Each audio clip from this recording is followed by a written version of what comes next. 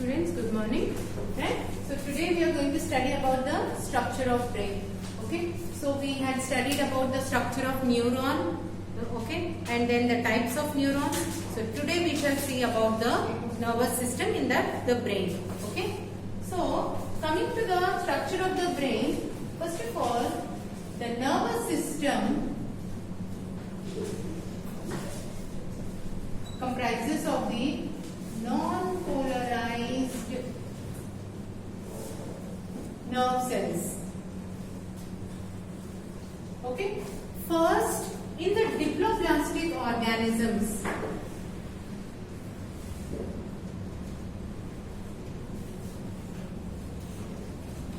what are diploblastic organisms? Dies two. Okay, so diploblastic animals are the ones which have the ectoderm and the endoderm. For example, the coelenterate. Example, Hydra. Okay, so in these organisms, the nervous system was first seen in the form of diffuse nerve nets. Okay, so gradually in the course of evolution, man has become the highly evolved animal. What made animal the highly evolved animal or the successful group of category in the mammals is that they have neoperium and corpus callosum. Okay. So what are these and what they are going to do? Today we shall see. Okay. So the nervous system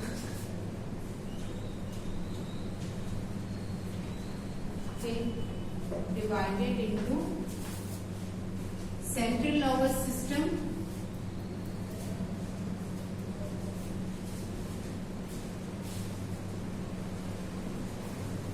peripheral nervous system.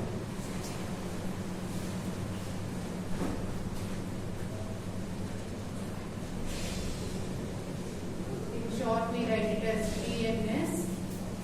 This is central nervous system. So the central nervous system includes the brain and spinal cord. Okay. Whereas the peripheral nervous system includes cranial nerves, 12 pairs. Spinal nerves, 31 pairs. What are these spinal nerves?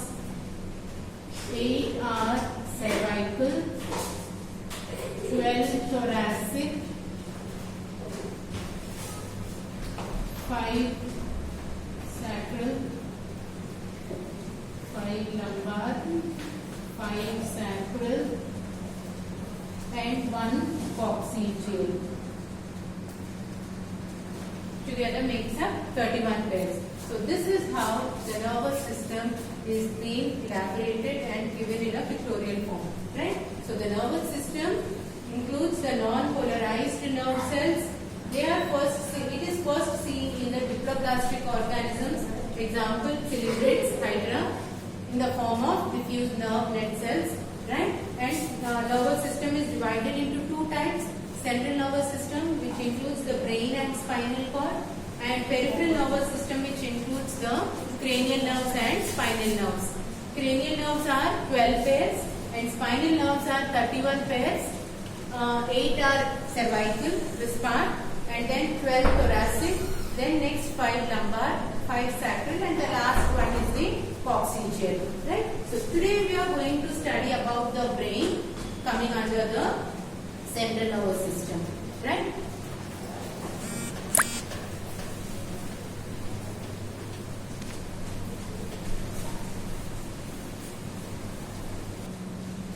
So coming to the structure of the brain is covered by layers or called as meninges. Okay.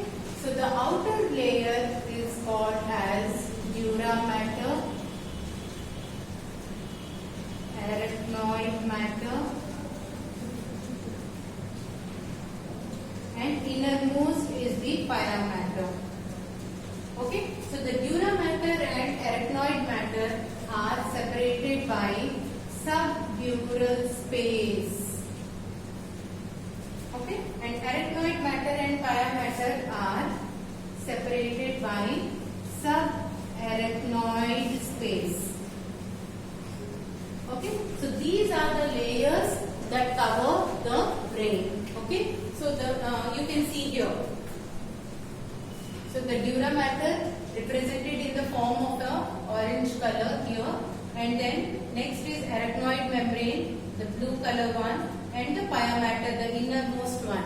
So you see all these, pia matter is the innermost layer which is in close contact with the brain, right? And then finally, so this is how almost the brain looks.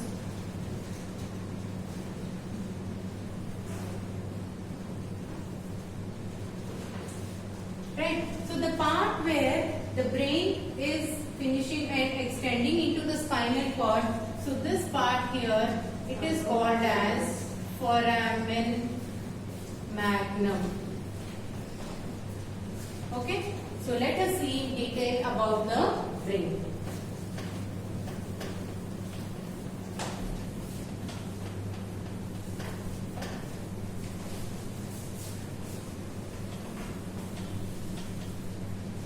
So the entire structure of brain is divided into three parts.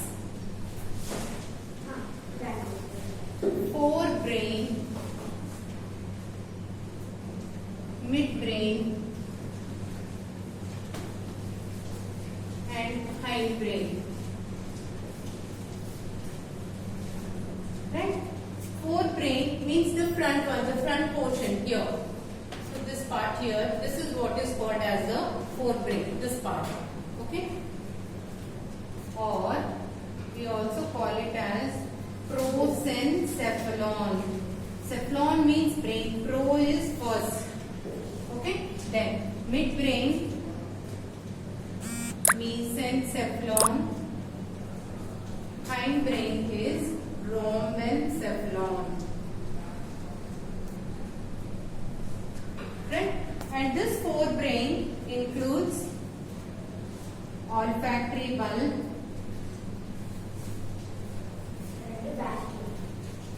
cerebrum,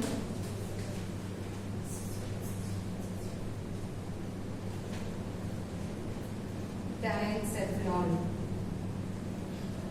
This diencephalon is divided into epithalamus, thalamus, and hypothalamus. Okay, and then the midbrain, and coming to the hindbrain, it includes pons varolii, cerebellum, and medulla oblongata.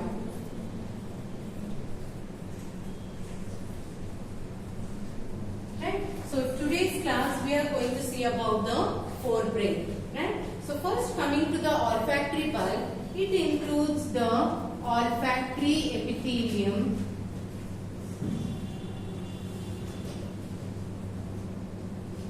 which helps in olfaction, means smelling. So coming to the major part of the forebrain is the cerebrum. So this is the largest part of the brain. Right? So if you see here, all this part, this is the cerebrum. Right? On the cerebrum, if you can see here, there are many fold-like structures like this. Right? The line-like structures. So they are called as gyri and sulci. Right? So these are important because the gyri and sulci increase the surface area of absorption. Right? So gyri are the structures present on the surface, whereas sulci, they are shallow. The deep ones, the deep folds are called as fissures. Right? So altogether the gyri, sulci, fissures, these all together increase the surface area of the brain, right? And coming to the cerebrum, so the cerebrum, if you can see here, is divided into two halves. Right cerebral hemisphere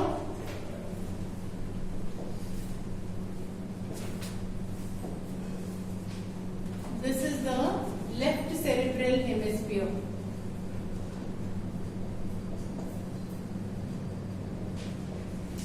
Right, so the two halves of the cerebrum are divided by a longitudinal fissure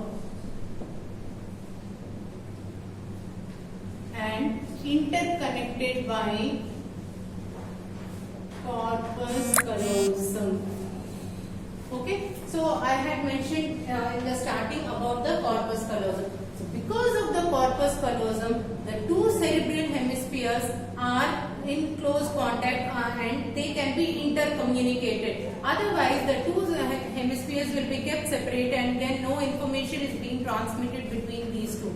So they are kept connected with the help of this corpus callosum, because of which these two are in coordination and integration. Is that clear? So that is about the cerebrum. And as I said, so folds like this. So these are the gyri. Okay? And then the cerebrum, the outer portion, cortex, consists of grey matter, inner medulla consists of white matter, and in the grey matter 10% of the neurons are concentrated in this part of the brain. That is the reason most like what I mean to say, the learning, thinking capacities are based on these gyri and sulci which are present at the cortex portion. Is that clear? So that is about the cerebrum. So cerebrum is the largest part, and then totally 4 lobes are there. Parietal, temporal, occipital and frontal. Okay, so the brain is divided into 4 parts. So if you can see here, the frontal lobe, right, and then the other part. So here it is clear. So the frontal lobe in the front, the temporal lobe and the parietal lobe and the occipital. So 4 distinct portions. So 1, 2, 3 and 4. This purple one, temporal lobe, and this is the frontal lobe. The pinkish one is the parietal lobe and occipital lobe. So these are the 4 lobes which are present. Is that clear? And then the cerebrum has 3 functional areas.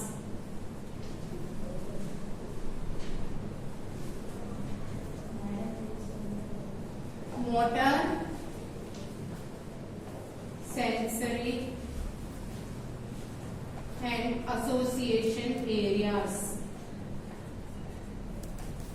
Okay, sensory areas help in sensory activities, motor help in voluntary activities, and association are related to learning and communication.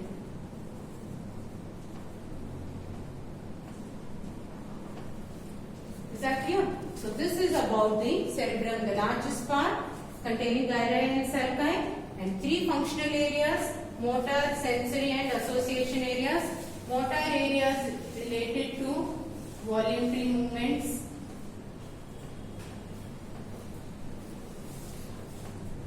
Okay, so this is about the cerebrum, right? So we are going to see about the diencephalon separately in a separate class.